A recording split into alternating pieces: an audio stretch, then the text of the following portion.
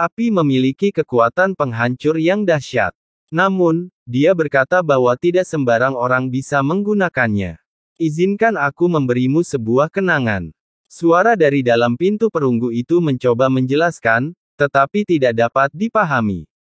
Begitu selesai, sebuah lempeng giok melayang keluar dari pintu perunggu dan mendarat di hadapan Xiao Yan. Xiao Yan memejamkan mata, kekuatan jiwanya menyapu sebuah gambaran jernih di benaknya. Pria di hadapannya tegap dan tegap, dengan alis tajam dan mata yang cerah, aura riang terukir di wajahnya. Dia benar-benar berbeda dari pria yang dilihatnya di zona misterius itu. Baik penampilan maupun aura yang dipancarkannya, orang yang sama, dilihat dari wajahnya, namun tampak sangat berbeda. Yang Mulia Nihuo yang ditemui Xiao Yan memiliki aura yang sangat bermusuhan, seolah dipenuhi permusuhan dan kecurigaan terhadap dunia. Hal ini membuat Xiao Yan penasaran tentang apa yang dialaminya di saat-saat terakhirnya. Kenangan yang terkandung dalam lempeng giok itu milik Yang Mulia Pemadaman Api. Sesaat pertempuran di tangannya, api pemadaman Nihuo juga tampak hitam dengan semburat merah. Saat dilepaskan, api itu tidak lagi menyerupai api melainkan lebih menyerupai kilat hitam dan merah. Xiao Yan pernah melihatnya sebelumnya, dan tidak berlebihan jika dikatakan mereka bahkan pernah melawannya, tetapi hanya dalam ingatan ini. Yang Mulia Nihuo lebih seperti dewa sejati, tak terkalahkan dan memancarkan aura keadilan. Sebatang dupa kemudian, Xiao Yan menyaksikan sekitar 3 adegan Yang Mulia Nihuo bertarung. Kekuatannya sungguh menakjubkan. Api Jimian di tangannya bagaikan pisau tajam, mampu memusnahkan segala sesuatu di dunia. Xiao Yan merentangkan tangannya dan menatap api lembut di tangannya sendiri. Sepertinya keduanya bukanlah hal yang sama. Kemudian Xiao Yan berulang kali meninjau ingatan ini dalam benaknya, memperhatikan bagaimana Yang Mulia Nihuo menggunakannya, tetapi kemudian ia menyadari bahwa ingatan itu tidak memiliki apa yang ia butuhkan. Hanya ada 2 kemungkinan sekarang. Api Jimian belum sepenuhnya tunduk padanya. Atau, menggunakan api ini membutuhkan kondisi pikiran atau pemahaman yang jelas tentang aturannya. Xiao Yan lebih condong ke yang terakhir. Api ini jelas berbeda dari api lainnya, dengan kekuatan yang begitu mendominasi. Itulah sebabnya dia mengatakan bahwa api ini bukanlah sesuatu yang bisa dikendalikan semua orang. Bagaimana? Bisakah kau sedikit memahaminya? Sebuah suara dari dalam pintu perunggu bertanya, "Terima kasih, Senior, aku masih belum bisa memahaminya, aku bahkan tidak bisa merasakan sumber kekuatannya." Xiao Yan menggelengkan kepalanya dan berkata, "Karena kau telah mendapatkannya, kau pada akhirnya akan memahaminya. Meskipun aku tidak bisa keluar dari pengasingan, aku bisa memberimu api ungu suci. Meskipun tidak sekuat sumber api, ia mengandung aturan. Aku percaya bahwa bagimu sekarang, kekuatan aturan bahkan lebih penting." Sebuah suara bergema dari pintu perunggu. Sebuah gumpalan berbintik-bintik, seolah-olah berisi api berbagai warna, terbang keluar dan melayang di depan Xiao Yan. "Terima kasih, Senior, karena telah menyembunyikannya." Xiao Yan mengepalkan tinjunya dan membungkuk. Gumpalan api ungu ini mengandung sebagian sumber ilahi. Harap gunakan dengan bijak. Setelah kau menggunakannya, api ungu ini akan menghilang. Baiklah, aku masih harus mundur. Tuoshe Kingzi, kau akan melindungi rakyat demi pemimpin klan Dewa Api Kuno. Mulai sekarang, tempat ini akan terbuka bagi semua anggota klan Dewa Api Kuno untuk berkultivasi di depan pintu perunggu. Bagi mereka yang memiliki bakat luar biasa, leluhur akan secara pribadi menganugerahkan api. Suara itu terdengar lagi, dan kemudian gumpalan api ungu lainnya terbang menuju Tuoshe Kingzi. Itu tidak sekuat api di hadapan Xiao Yan, tetapi cukup untuk Tuoshe Kingzi. "Terima kasih, leluhur, atas hadiahnya." Tuoshe Kingzi mengepalkan tinjunya. "Terima kasih, Senior, hanya."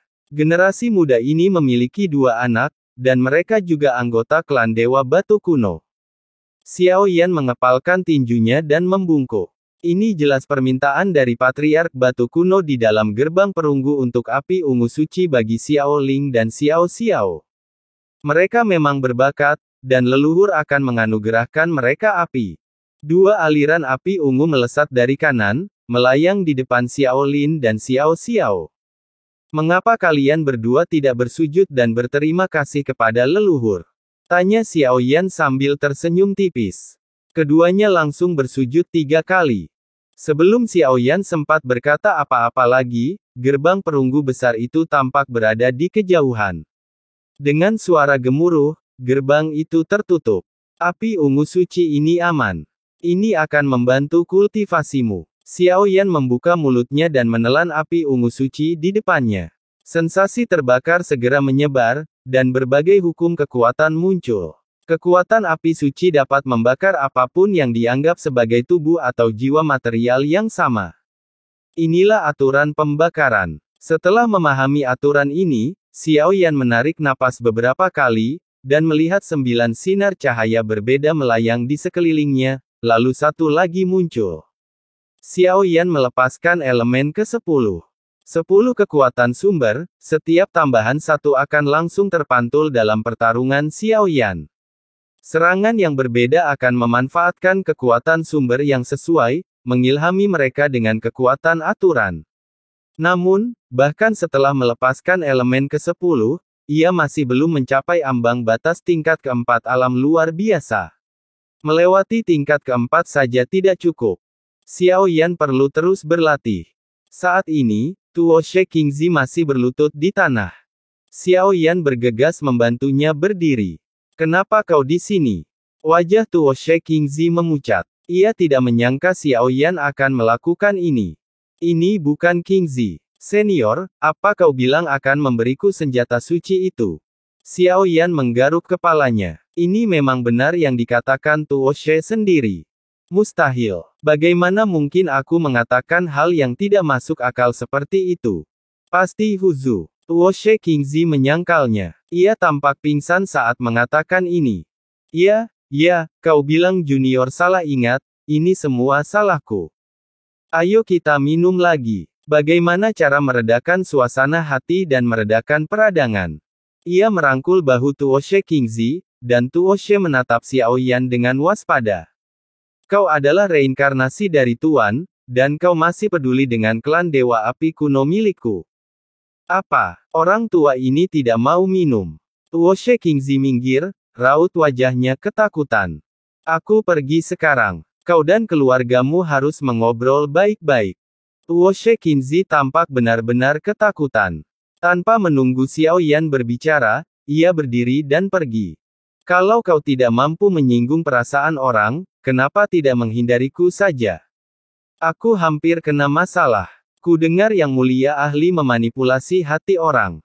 Aku sudah melihat semuanya hari ini. Aku harus lebih berhati-hati di masa depan dan tidak lengah. Aku benar-benar tidak bisa minum ini lagi. Suara umpatan Tuo She Qingzi terdengar di telinga Xiao Yan, dan ia takut untuk terus minum. Seluruh klan Dewa Batu Kuno akan dikosongkan. Jangan khawatir, Senior Qingzi, selain kekuatan dewa, klan Dewa Batu Kuno tidak punya banyak hal lain. Aku menginginkannya, teriak Xiao Yan sambil tersenyum. Ayah, klan Dewa Batu Kuno juga punya bintang yang didedikasikan untuk menanam tanaman obat. Ada banyak tanaman berharga yang tersimpan di sana.